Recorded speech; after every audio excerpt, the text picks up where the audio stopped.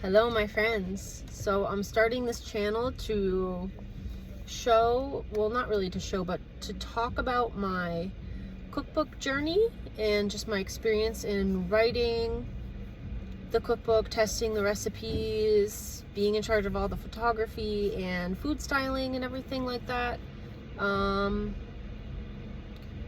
Yes, I really wanted to do a little more, like show more things on camera and stuff, but I'm feeling a bit spread thin with how much work I've got to do with the book, and I've got about 9 months left, so I'm really in it right now. I feel like crunch time. So I thought, wouldn't it be good just to kind of document my experiences, and other people can kind of partake in my journey as I go. So yeah, that's kind of what this will be all about. And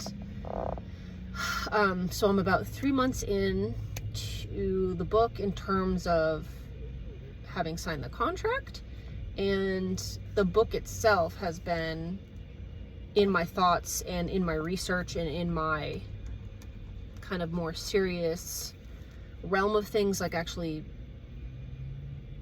wanting to write the book. So at first I thought I would do this short ebook, and it just turned into this really big project, and then I pitched it to a publisher and they wanted to do it, which was very surprising for me as someone who's not very well known. I don't really have a big following.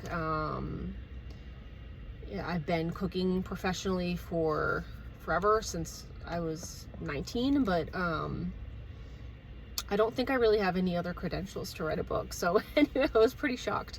But I'm really happy about it, obviously. And yeah, so I just thought I'll find a way to kind of document my process, and people can, you know, listen in or skip ahead if this is totally boring.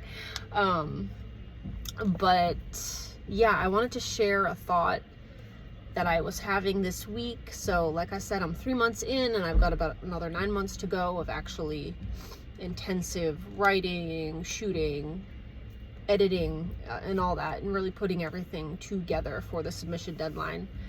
And I had a really bad week last week, and I will say the first 3 months they flowed beautifully. I was like, oh, like I can do this. And the last week or two, going back, the first 2 weeks of January were a disaster. They were so hard. The recipes weren't coming out right, and I'll talk more about that in a minute, but I just didn't like the way they came out. They're wonderful dishes, but they just didn't feel good to me. And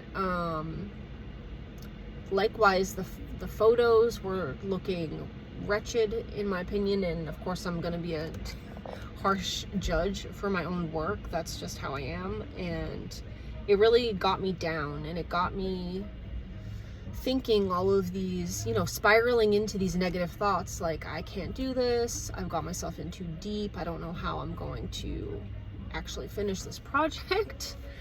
I was really down on myself, and it was really hard because, you know, this is my first go at anything published. I've never been published, and I've also never done any professional photography work. I've just been, you know, for a year or two diddling on my own and putting a portfolio together and everything. So I just had these thoughts just coming into my mind, like, you don't know what you're doing, and you know, it's like anyway, it really got me down, and I had to scoop myself up and say, for one, I can't get out of this right now. I can't. I've already signed, and I'm gonna have to figure it out. I'm going to have to figure it out. I'm going to have to figure out, like literally how to problem solve in the moment when it's not going right. And number two, I'm going to have to learn how to manage those kinds of emotions around the work. So upon reflecting and giving myself a little bit of time and a little break away from the book and everything, I realized like that dish, one of those dishes at least, or maybe two of them, I was like, I actually don't think that they're a good fit for the book. I do like the recipes. One of them was chicken tikka masala, for example, one of my favorites. It's something I made for basically all of my clients that I've had. It's just a dish that everyone seems to love. It's very comforting for people that aren't eating dairy. You could easily sub in coconut milk and it's still so wonderful and such a good meal. So that was something I did a lot for my clients, but yeah, it's not technically, it's not a proper stew. So I had it in the stew section and I'm like, you know what? It's not a proper stew, because if you look at the technique that's used to make it in the traditional way, the meat is cooked via grill, traditionally in the tandoori oven. I think it's actually more like tikka masala is something that was came about in England from, this is what I understand from my research, through Indian immigrants who were living there. They created the dish while there. It's not actually from the Indian continent, so to speak. That dish is not from the continent.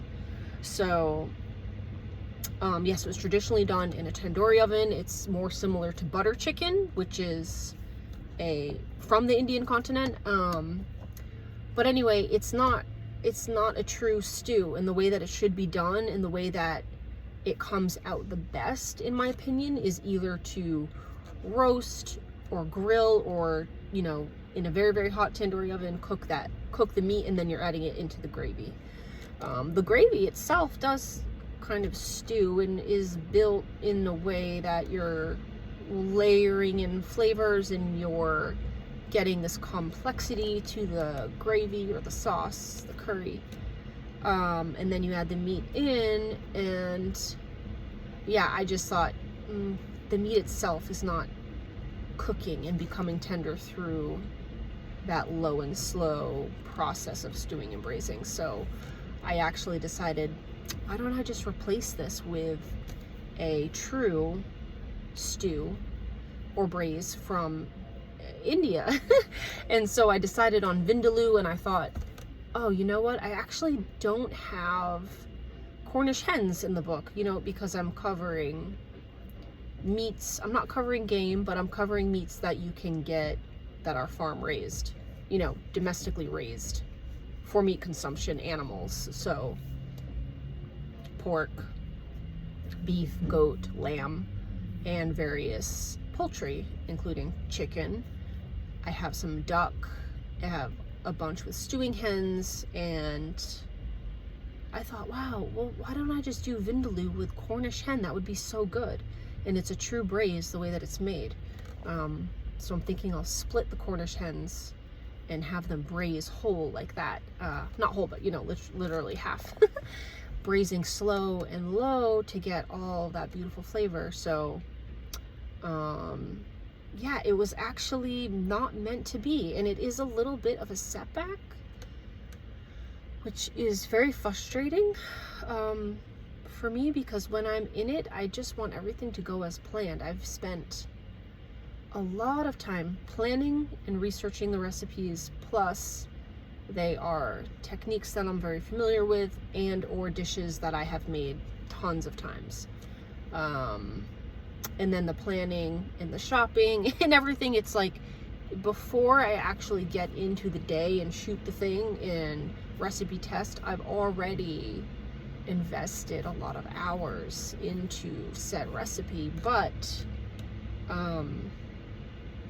instead of white knuckling through it, sometimes you gotta just walk away and just go outside and really be honest with yourself. Like, is this like gonna work today? It might not be the day for this dish, and you gotta walk away, as hard as it is, because later on you will figure out what the problem is. And, you know, as important as it is, and I do this as well, as important as it is to think on the fly and push through, you know, and save it and just get it done, problem solve and all that, some things just don't take to that.